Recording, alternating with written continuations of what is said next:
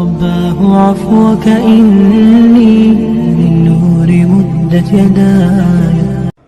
ரசூலுல்லாஹி ஸல்லல்லாஹு அலைஹி வஸல்லம் சொன்னார்கள், இஜ்தனிபு ஸப்அல் மூபிகாத், 7 பெரும்பாவங்களில் இருந்து விலகிக் கொள்ளுங்கள்.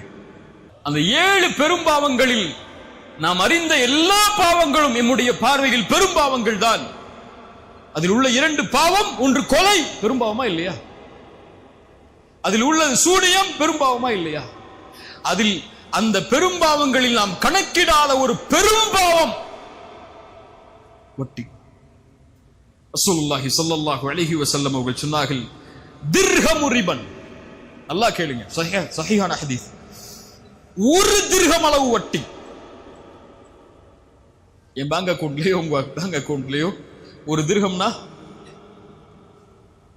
ஒரு 15 ரூபா 18 ரூபா வச்சுக்கிறீங்களா? ஒரு 20 ரூபா வச்சுக்கோங்களேன். 20 ரூபா உள்ள வட்டி இருந்தால் செய்தியை கேளுங்க. திர்ஹமு ரிபன் யஅகுலுஹு الرجل وهو يعلم. ஒரு மனிதன் சாப்பிடுகிறான், அது வட்டி என்று தெரிந்தும் என்றால் அல்லாஹ்விடத்தில் 36 முறை ஒரு மனிதன் விபச்சாரம் செய்வதை விட கொடிய குற்றம் அது. அந்த மனசை இன்னும் தளர விட்டுறாதீங்க. அடுத்த ஹதீஸை கேளுங்க. அர்ரிபா 73 பாபன். வட்டிக்கு 73 வாசல்கள் உண்டு. ஐஸருஹா, அதில் கடைசி வாசல் வழியாக செல்லக்கூடிய பாவத்துடைய நிலைமை மிஸ்லு ஐயன்கிஹ الرجل உம்மஹு.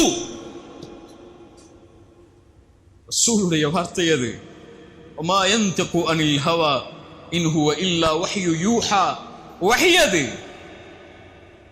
வட்டியுடைய 73 வாசல்களில் கடைசி வாசல் வழியாக ஒரு அடியான் நுழைவது தன் தாயை திருமணம் செய்வதற்கு சமம். எந்த சமூகம் வட்டி கொடுக்கிறது தெரியுமா? எந்த சமூகம் வட்டி வாங்குகிறது தெரியுமா? குறிப்பாக ஏழை முஸ்லிம்கள் வசிக்கக்கூடிய இடங்களில் சென்று அவர்களுடைய நிலைமையை கொஞ்சம் கேட்டு பாருங்கள். நீங்க போய் கீழக்கரை காயல்பட்டணும்னு பணக்கார முஸ்லிம்கள் வசிக்கக்கூடிய இடத்துல போய் கேட்காதீங்க. இங்க இருக்கிற திருவல்லிக்கேணி, அங்க ஏழை குடும்பங்கள் அந்த குப்பங்கள்ல வாழ்றாங்கல்ல, அந்த குடிசைகள்ல வாழ்றாங்கல்ல, அந்த முஸ்லிம் குடும்பங்கள்ல வட்டி வாங்காதவங்க யாருன்னு கேட்டு பாருங்க. போய் இந்த புதுப்பேட்டைக்குள்ள உள்ள போய் அந்த குடிசைகள் இருக்கக்கூடிய இடம் அல்லது ஏழை முஸ்லிம்கள் வாழக்கூடிய இடத்துல போய் கேட்டு பாருங்க. அங்க வட்டி கொடுக்கக்கூடியவங்க யாருன்னு கேளுங்க. சுப்ஹானல்லாஹ். ரசூலுல்லாஹி ஸல்லல்லாஹு அலைஹி வஸல்லம் சொன்னார்கள் இந்த ஹதீஸை எமக்கு. ரசூலுல்லாஹி ஸல்லல்லாஹு அலைஹி வஸல்லம் மேலும் சொன்னார்கள், என்னை அழைத்து சென்றார்கள். அப்போது நரகத்தை பார்த்தேன். அந்த நரகத்திலே நரகத்துடைய ஒரு ஆற்றில் இரத்தம் முழுவதும் கலக்கப்பட்டிருந்தது. அந்த இரத்த ஆற்றில் ஒருவர் நீந்திக் கொண்டே வந்தார். ஒரு மலக்கல்லை கொண்டு எரிந்து அவர் கரையை அடையும் போது மீண்டும் துரத்தினார். மீண்டும் சென்றார் உள்ளே, மீண்டும் வந்தார். கல்லை கொண்டு எரியப்பட்டது, துரத்தப்பட்டது, மீண்டும் சென்றார்.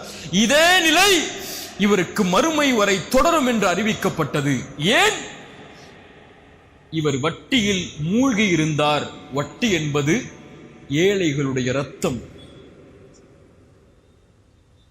அந்த இரத்த ஆற்றில் நாளை மறுமையில் இவர் மிதப்பார்.